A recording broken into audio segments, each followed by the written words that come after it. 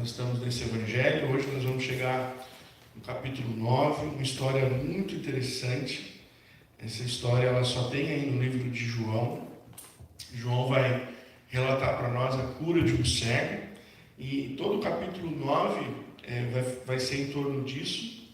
Mas pode deixar, se quiser sair do castigo agora está funcionando, tá bom? Obrigado, filho. Pode ir pro milho lá atrás, né? Então a gente vai dar uma olhada sobre essa questão nesse capítulo, sobre a ação de Jesus na vida de um cego de nascença. E nós já falamos aqui, no livro de João, alguns milagres interessantes, aonde Jesus mostra nesses milagres a sua divindade. Então há alguns milagres que são feitos por Jesus, que João pega e ele conta estes especiais, para mostrar que aquilo que foi feito ali foi feito por Deus. Então nós vamos olhar para esse texto hoje, que é João, capítulo 9. Hoje nós vamos só até o versículo 12, mas com a graça de Deus, domingo que vem nós vamos continuar essa história, porque ela causa um grande problema. E Jesus quer ensinar uma coisa muito importante para nós em todo o texto. Hoje eu quero convidar vocês para observar como Jesus via a vida e como ele pode nos ensinar a respeito disso. Como que nós podemos viver a nossa vida com uma visão diferente. Então hoje nós vamos ver que em uma necessidade, Jesus viu uma oportunidade. Essa é a expectativa que o texto traz para nós. Então não sei se você já viu a expressão, aquela pessoa deve ter feito uma coisa muito ruim, porque ela está sofrendo muito desse jeito. Só pode ter feito uma desgraça, só pode ter feito um grande mal. Ela está pagando. A gente tem um tal de entender que aqui se faz, aqui se paga. Então a gente leva muitas vezes essa expressão. Ou a gente brinca, aquele ali tirou pedra na cruz, porque a vida dele está uma desgraça, só pode ter tirado pedra na cruz. Ou traz uma palavrinha que vem de outra religião, de outros ensinamentos, que a gente fala é o karma daquela pessoa, Ela está carregando o karma. Eu falo que o único karma que eu conheço é do mineiro, Ele fala karma aí. Mas esse outro karma é você trouxe alguma coisa, está alguma coisa pesada na sua vida, então isso está te dando mal. E hoje a gente encontra no texto de João capítulo 9, essa mesma ideia na mente dos discípulos. Eles vão usar essa ideia poxa, essa pessoa fez algo muito ruim. Isso que ela está sofrendo é consequência, é uma punição. E é claro que os judeus estavam acostumados com essa ideia de ser abençoado e de ser amaldiçoado. Isso era muito claro na vida dos judeus. Então, para eles, alguém que sofre algum problema grave na sua vida, ele está amaldiçoado por algo que ele fez. Se ele tem vida boa, ele está abençoado por Deus por algo que ele fez. Se ele tem uma vida ruim, ele está amaldiçoado por Deus por aquilo que ele fez. Essa ideia de bênção e maldição é tão forte que, inclusive, algumas igrejas evangélicas hoje, elas assumem isso como uma teologia para elas. Eu não sei se você já viu, mas tem livros escritos sobre isso. Bênção e maldição, quebra das maldições, se livrando das maldições. O enredo dentro das igrejas evangélicas é muito grande, porque puxa essa ideia neotestamentária, veterotestamentária, lá do Velho Testamento, e tenta aplicar para as nossas vidas hoje. Então, olha, se você fez alguma coisa, se alguma coisa não está dando certo na sua vida, é porque você fez alguma coisa errada, você está em pecado. Seu pecado está trazendo uma consequência muito grande para você. Você precisa se livrar dos seus pecados. Ou pior, tem algumas igrejas que ainda dizem assim, foi o pecado do teu pai, o pecado da tua mãe. Você precisa quebrar as maldições hereditárias. Quando já viu esse assunto? esse papo de maldição hereditária. Então é uma gama de coisas dentro das igrejas. Olha, eu lembro que uma vez eu participei de uma igreja assim, eu tinha que...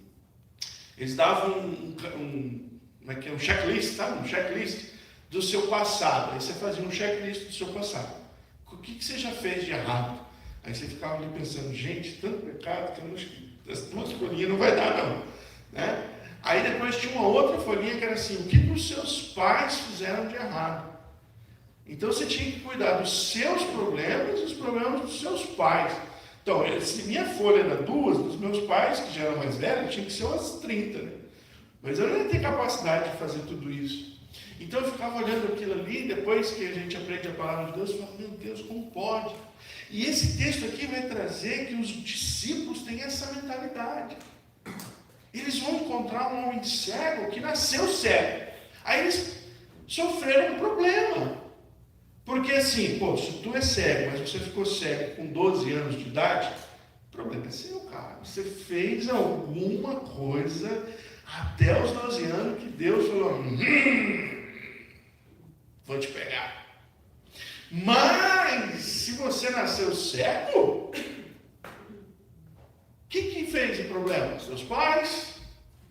Então é essa questão que está ali na vida dos discípulos, de olhar para aquele homem e eles fazem essa pergunta a Jesus. Eu não sei se vocês já leram o livro de Jó. Alguém aqui já leu o livro de Jó? Deixa eu ver. Os irmãos que gostam de ler livro difícil na Bíblia. O livro de Jó é um livro muito difícil, né? Porque ele é um livro de poesia, uma poesia antiga, e Jó, ele sofre um grande problema. Qual o problema de Jó? Deus vai testar a fé dele. Quem que Deus vai usar para testar a fé do Jó? Satanás. Satanás entra na terra e toca na vida de Jó. E Jó perde o quê? Tudo. Jó era um homem rico, perde a riqueza. Jó tinha 10 filhos, os 10 filhos morrem. Jó tinha uma saúde boa e ele pega uma doença que o texto da Bíblia diz o seguinte: havia ferida da ponta da cabeça, e na minha cabeça vocês podem ver melhor que é ponta de cabeça, né?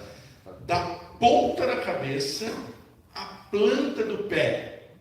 Sabe o que é isso? Todo o corpo de Jó tinha um problema. E diz que Jó pegou um caco de telha e ele usava o caco de telha para se coçar. Essa era uma das maneiras da Bíblia dizer qual foi a enfermidade de Jó. E aí 3 amigos decidem visitar o Jó. Você já foi visitar alguém doente? O que você fala quando você vai visitar alguém doente? Vamos lá, alguém já falou? Você chega na cama do camarada e tal, você chega com ele assim, e aí, amigão? O que tu fez? Conta aí. Meu, tu tá na situação dessa, assim, o bagulho foi logo, né? Como diz os novos. Fala aqui, qual o pecado? Confessa teu pecado. E então os 3 amigos de Jó chegaram para falar com Jó, e o texto da Bíblia diz que eles ficaram assim, tão horrorizados a ver Jó, que eles ficaram 3 dias em silêncio. Antes tivessem ficado todos os outros em silêncio. Mas depois de 3 dias eles resolveram abrir a boca. E sabe o que eles foram fazer? Jó, alguma coisa você fez. Para Deus fazer isso com você, o teu pecado foi muito grande. Mas você sabe como é que começa o livro de Jó? Deus, numa conversa com Satanás, diz: viste o meu servo Jó? Na terra não há homem justo como Jó. Dentre todos os moradores da terra, não há homem justo como Jó. Jó era um homem tão justo que ele não se penitenciava só pelos pecados dele. Sabe o que ele fazia? Quando os filhos dele se reuniam para fazer alguma festa, um banquete, Na segunda-feira, Jó aumentava o sacrifício para Deus. Ele dizia, olha, esse final de semana, os meninos se reuniram para comer uma carne lá, para festejar. Pode ser que eles tenham ofendido a Deus. Pode ser. Na alegria da festa, aí surge um palavrão, aí surge um probleminha, surge uma discussão, surge uma briga, surge de repente uma pegação. Pode ser que eles tenham ferido a santidade de Deus. Então hoje eu não vou oferecer sacrifício só por mim, eu vou oferecer sacrifício por mim e pelos meus filhos. Esta era a identidade de Jó com Deus. Mas de repente Jó está sentado, com 3 amigos ao redor, com um caco de telha coçando as feridas, e os amigos só têm uma coisa para dizer para Jó: essa maldição na tua vida, você fez alguma coisa que deixou Deus zangado. E quem está lendo o livro de Jó fica com raiva dos amigos de Jó. Porque eles não leram o capítulo 1. Você leu, mas eles não leram. E agora Jesus chega e está na presença do menino, do homem.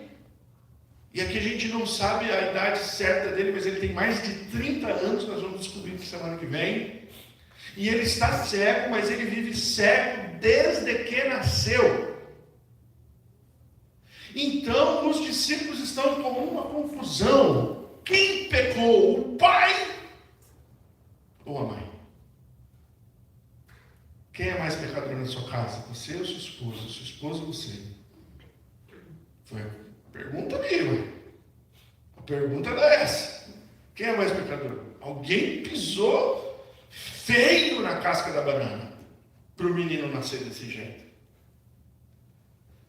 Vamos ler o texto? Jesus vai aproveitar esse momento para tirar essa teologia ruim, ensinar coisas que a gente precisa aprender a respeito disso. João 9, do verso 1 ao 12, diz assim: enquanto Jesus caminhava, viu um homem cego de nascença. E aos seus discípulos perguntaram: mestre, quem pecou para que este homem nascesse cego? Ele ou os pais dele? Jesus respondeu: nem ele, nem os pais dele. Mas isso aconteceu para que nele se manifestassem as obras de Deus. É necessário que façamos as obras daquele que me enviou enquanto é dia. A noite vem, quando ninguém pode trabalhar. Enquanto estou no mundo, eu sou a luz do mundo. Depois de dizer isso, Jesus cuspiu na terra, fez lama com a saliva, e com a lama ele untou os olhos do cego. Então disse ao cego: vá lavar-se no tanque de Siloé. Siloé quer dizer enviado. O cego foi, lavou-se e voltou vendo. Então os vizinhos e os que antes o conheciam de vista, como um mendigo, perguntavam: não é este o que ficava sentado pedindo esmola? Uns diziam: é ele, outros não, mas se parece com ele. O homem dizia: sou eu. Então lhe perguntaram: como foram abertos os seus olhos? E ele respondeu: um homem chamado Jesus fez lama, passou nos meus olhos e disse: vá ao tanque de Siloé e lave-se. Então fui, lavei-me e estou vendo. E eles perguntaram: onde está ele? E o homem respondeu: não sei. Bom, então hoje eu quero convidar vocês para olhar para esse texto nessa perspectiva. Em uma necessidade, Jesus viu uma oportunidade. Enquanto os discípulos especulavam por que aquele homem estava naquela situação, quem pecou para que ele estivesse naquela situação, Jesus olha para aquele homem e o primeiro movimento que ele faz é oportunidade para transformar a vida do cego. Essa é a visão de Jesus. Jesus não está preocupado em descobrir o passado. Jesus não está andando com uma folhinha para o camarada, pesquisa aí se é você que pecou, se foram seus pais que pecaram. Jesus só está olhando para aquele homem dizendo, há uma oportunidade. E a oportunidade é muito clara. A oportunidade é para que a obra de Deus seja feita. A oportunidade é para que nesse homem a glória de Deus seja manifestada. A oportunidade é que para aquele que está sofrendo, ele receba de Deus a oportunidade para sair desse sofrimento. Então Cristo olha para a situação de uma maneira diferente. E se a gente parar, irmãos, para pensar, Jesus já havia ensinado os discípulos dele várias vezes que ele tinha esse objetivo. Eu vim realizar as obras de Deus. Então, para eu realizar as obras de Deus, cada necessidade é uma oportunidade de eu fazer a obra de Deus. A perspectiva de Jesus em viver não era outra. Em todo lugar onde ele ia, ele tinha o objetivo de fazer a obra de Deus. Se ele ia passar por Samaria, ele falava, olha, tenho que fazer algo ali para Deus. Se ele ia para Cafarnaum, ele dizia, eu tenho que fazer ali algo para Deus. Então, Jesus, ao estar naquele ambiente da festa ainda, do templo de Jerusalém, e ele vê que tinha um homem ali perto do templo, que ficava pedindo esmola o tempo todo, ele diz, pronto, está aí a oportunidade para se fazer a obra de Deus. E ali, naquele homem necessitado, essa oportunidade, então, surgiu. Eu quero convidar você para ver em outros momentos na vida de Jesus que ele menciona essa ideia de que ele veio para fazer a obra, de que ele veio para trabalhar para Deus, de que o objetivo dele era que em cada necessidade ele fizesse algo para a glória de Deus. Vamos voltar um pouquinho, se você tiver sua Bíblia aí, em João capítulo 4, no versículo 34. E você vai ver Jesus falando algo a respeito disso. Ele vai dizer lá naquele momento para os seus discípulos o seguinte: a minha comida consiste em fazer a vontade daquele que me enviou e realizar a sua obra. Lembra do contexto? Ele está falando com a mulher samaritana no poço, os discípulos vão lá buscar comida, voltam, tragam comida para ele e falam, tá, come, a sua comida, compramos aqui a sua marmitinha. Jesus disse, não é essa a minha comida. A minha comida é fazer a vontade daquele que me enviou e realizar a obra dele. Jesus estava falando o quê? Que ele não queria comer? Que ele não estava com fome? Não. Ele sabia que aquela situação que ele fez com a mulher ainda não tinha desenrolado, não tinha acabado. E ele estava focado em aonde aquilo ia dar. E logo depois desse texto em João 4,34, o que acontece? A mulher vai embora, mas ela volta trazendo um monte de gente da cidade. Pessoas que queriam ouvir a respeito de Jesus, pessoas que tinham necessidade. E aonde tinha uma necessidade, Jesus estava olhando com uma oportunidade. Não é hora de comer agora é hora de trabalhar. Eu sei que tem gente que chega no trabalho às 7 horas da manhã, e 8 horas da manhã ele já quer almoçar. Mas ainda não chegou a hora do almoço. A hora do almoço é meio-dia, então aguarda, espera um pouco. O que Jesus está dizendo aqui, vai ter a hora do ramo, mas agora eu preciso trabalhar. Está vindo um grupo de pessoas, eu vou me dedicar a isso, eu tenho que fazer a obra de Deus, porque a oportunidade apareceu para se fazer a obra de Deus. Mas, uma vez, Jesus vai ensinar aos seus discípulos, um pouquinho para frente agora, João 5:17. O texto diz assim, mas Jesus lhes disse, meu Pai trabalha até agora e eu trabalho também. De novo, Jesus colocando o foco dele. Deus está trabalhando e eu estou trabalhando com Deus, porque este é o nosso propósito. Se a gente vai mais à frente, no mesmo evangelho, o evangelho de João, na oração sacerdotal, lá no capítulo 17, quando Jesus está orando, em sua oração ele diz, eu te glorifiquei na terra, realizando a obra que me deste para fazer. Aqui é 5 da tarde, quando o camarada vai bater o cartão. Jesus está dizendo, está tudo realizado, Pai. O que o Senhor mandou eu fazer, eu estou fazendo. Eu fiz. Jesus tinha visto, ouviu em vários momentos na vida dele necessidades. E em cada necessidade ele disse, ali é a oportunidade para que Deus seja glorificado. Jesus tinha em mente a finalidade da sua vida. Realizar a obra do Pai era uma missão. E ele executava com maestria, dedicação e em todo o tempo. Há uma coisa que a gente ensina na igreja cristã sobre evangelização. Eu não sei quantos aqui já fizeram curso de evangelismo. Eu já fiz pelo menos uns 300 na minha vida, eu acho. De tudo que é tipo.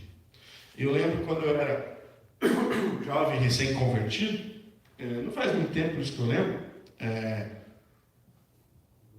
tinha um curso de evangelismo que chamava Evangelismo Explosivo. Alguém já ouviu isso? Se você ouviu, você é da minha idade, mais ou menos.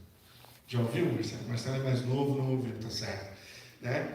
Chamava Evangelismo Explosivo. Sabe como é que começava a evangelizar uma pessoa com evangelismo explosivo? Não era bomba, gente. Não era, você não pegava a pessoa, amarrava ela, punha uma bomba e falava, aceita Jesus ou morre. Não era isso.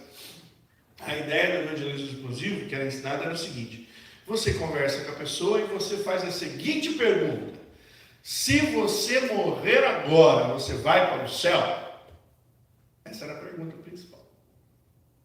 Vamos começar com um assunto bem leve. Se você morrer agora, você tem certeza de que você vai para o céu? Sim, não, por quê? Então era assim que a gente evangelizava, saía nas ruas, parando as pessoas. Alguns frutos? Sim, mas não muitos. Porque o evangelismo, a gente vai aprendendo com o tempo que ela não é uma ação de final de semana. O evangelismo é você ganhar aquela pessoa aos poucos. Você vai ganhar amizade, você vai ganhar oportunidade, você vai ter abertura daquela pessoa para falar com ela. Então hoje a gente ensina, e talvez vocês vão aprender, quem está indo no curso terça-feira, um curso da terça online, a gente vai terminar Marcos, depois nós vamos começar alguns estudos e nós vamos falar um pouco sobre a marcas de uma igreja saudável, né? 9 marcas de uma igreja saudável. E uma das marcas é o evangelismo com objetivo. Quando você tem na sua vida o objetivo de evangelizar, sempre, não no domingo. Alguém já, participando da igreja do Brasil, saiu da escola bíblica dominical de manhã com um monte de folhetim na rua, porque era o dia do evangelismo, depois da EBD? Era assim que se fazia. A gente pegava aquele monte de folheto na rua, acabava a EBD, se reunia ali, tomava um suco, comia uma bolacha para aguentar o tranco, e pegava aquele monte de folhetim e falava, bora, agora nós vamos evangelizar. Saía, voltava perto da hora do almoço. Era bom esses dias porque tinha almoço na igreja, e era uma benção. Voltava para almoçar na igreja e compartilhar as experiências. Mas o evangelismo precisa ser muito mais do que isso. Não estou dizendo e negando essas ações. Tudo bem, pode fazer, é bom. Sim, mas quando você tem foco para evangelizar. Então, Jesus era assim, era uma pessoa focada. Os caminhos aonde ele podia fazer a obra. Ele viu as necessidades, ele sabia o que fazer. E ele investia para evangelizar alguém. No livro onde eu li isso há algum tempo, conta a história de um homem que ele disse que ele tinha a intenção de evangelizar o vendedor de pão na padaria que o atendia. Olha que interessante. Quando eu li isso, eu falei, gente, não é verdade? Eu ia na padaria lá na minha cidade, e toda vez que eu ia na padaria, adivinha, era a mesma pessoa que me atendia. Se você já viveu perto de uma padaria pequena, quando você vai na padaria, é sempre o mesmo atendente, às vezes é 1 ou 2, e eles estão ali, todo dia. E você chega lá e diz, eu quero 10 pães de sal, né? Porque cada um come 2 em casa. Né? Então você vai lá e leva um pãozinho para casa. E aí no outro dia você volta, vai lá e leva o pãozinho para cá. E às vezes você fica, sei lá, um ano indo naquela padaria. E no máximo que você descobre é o nome da pessoa, porque ela tem agora uma lapelinha ali escrito o nome. Mas esse irmão, ele estava dizendo, não. A minha finalidade é evangelizar. Então a gente fala que é intencional. É algo que se faz com intenção.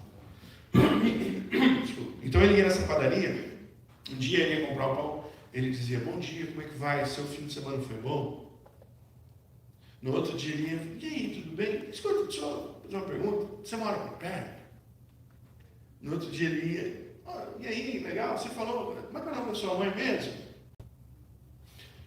E aí ele descobriu que tinha uma outra padaria do lado, mais perto da casa dele, e o pão mais barato.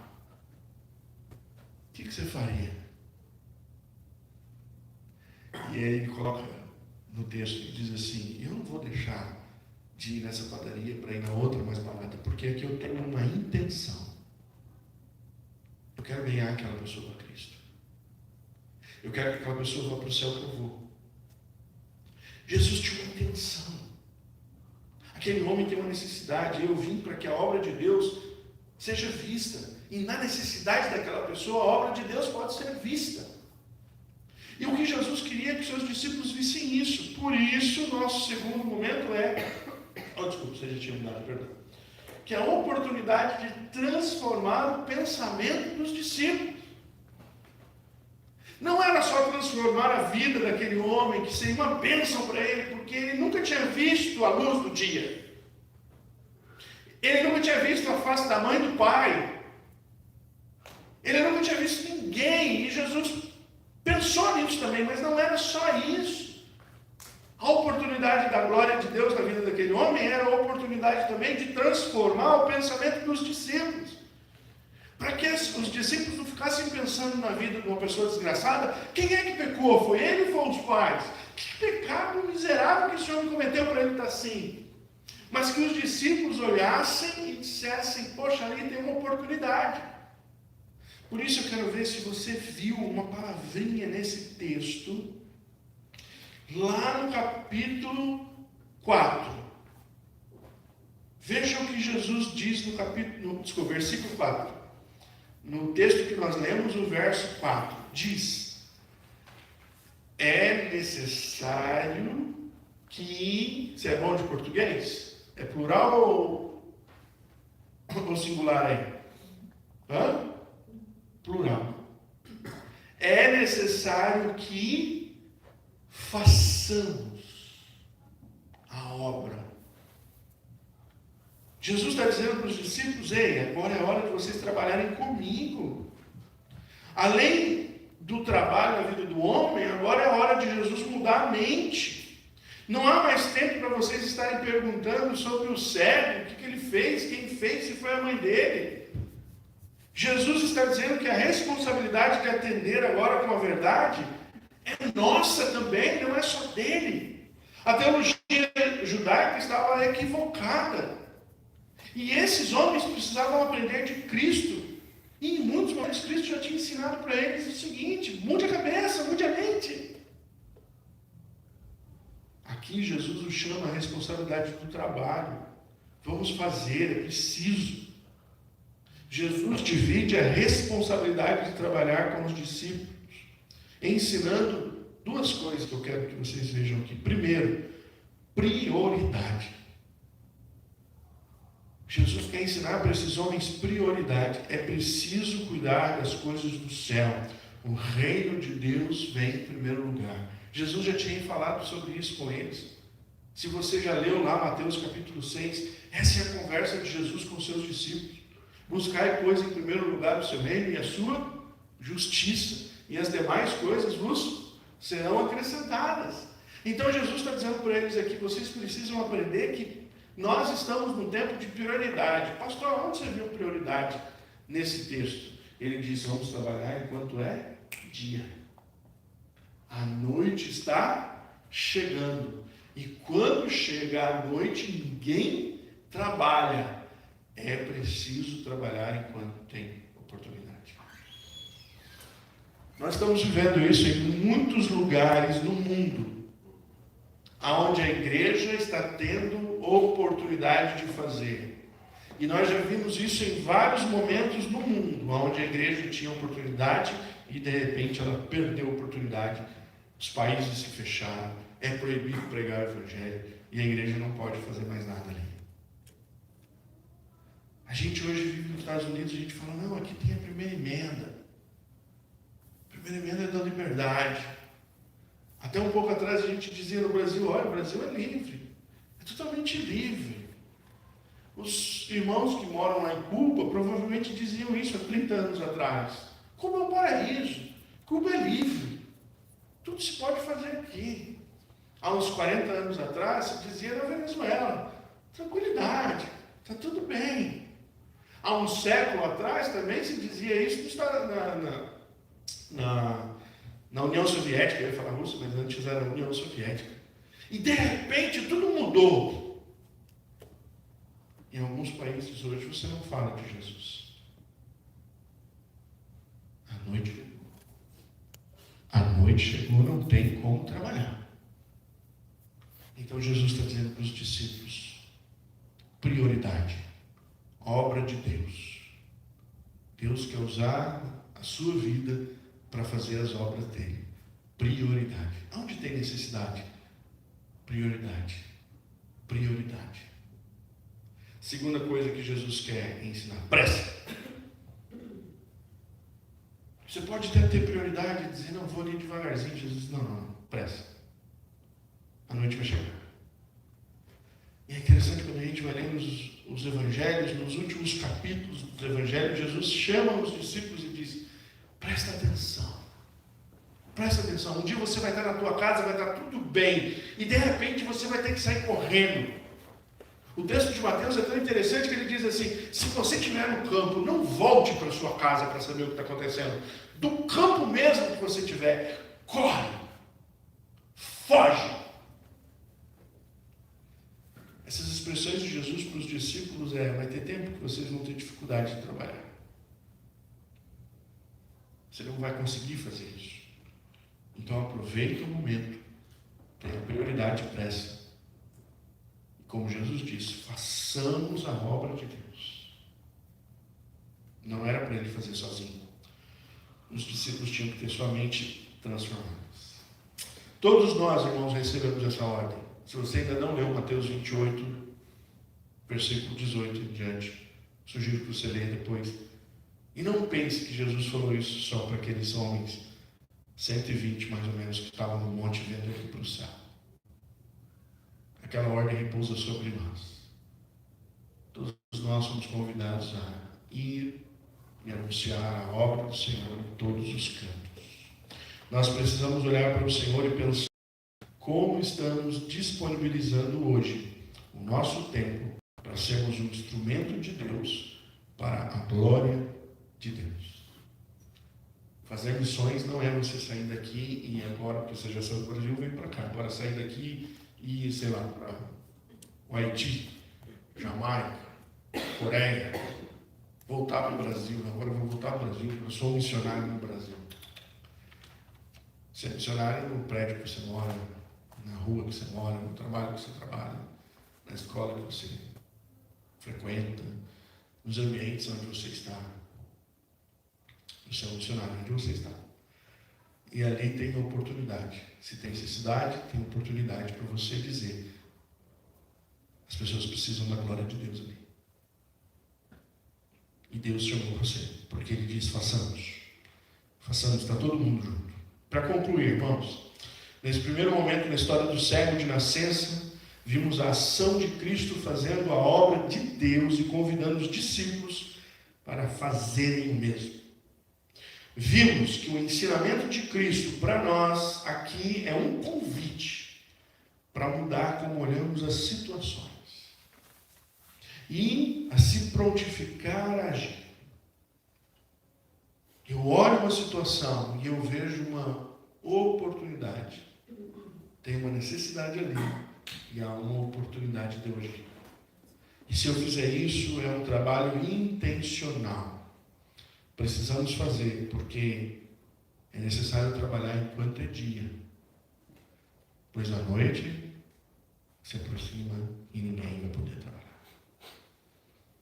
Que Deus nos ajude a compreender esse convite de Deus para fazermos juntos a sua obra, para que o nosso Deus seja glorificado. Assim como nós começamos aqui o culto nessa manhã com o Salmo 96. A glória do Senhor ser vista em toda a terra. Digam às nações, o Senhor reina. Que bom vai ser quando a gente chegar na presença de Deus e a gente ver pessoas de todas as nações dizendo, o Senhor reina. E elas vão dizer, porque os cristãos aqui, em um momento de necessidade, falaram, tem ali a oportunidade de alguém ver a glória de Deus. E eu posso ser o caminho para Deus fazer isso, porque Ele me chamou para fazer. Que Deus te abençoe. Obrigado, Senhor, por esta manhã, pela palavra que o Senhor deu aos discípulos, pelo milagre na vida do cego, porque aonde há uma necessidade, o Senhor está, há uma oportunidade de mudança. Aquele homem foi mudado, toda a sua família foi mudada, nós vamos ver isso na semana que vem com a tua graça. Nós vimos ali os discípulos sendo mudados, sua teologia errada sendo transformada. E aonde o Senhor está, que há uma necessidade, nós gostaríamos de ver pessoas sendo mudadas. Então, tem misericórdia de nós, nos usa, dá-nos sabedoria, dá-nos fé, dá-nos coragem, para que a gente possa fazer isso para a glória do Senhor. Em nome de Cristo Jesus nós oramos. Amém. Deus abençoe. Muito bem, vamos caminhando.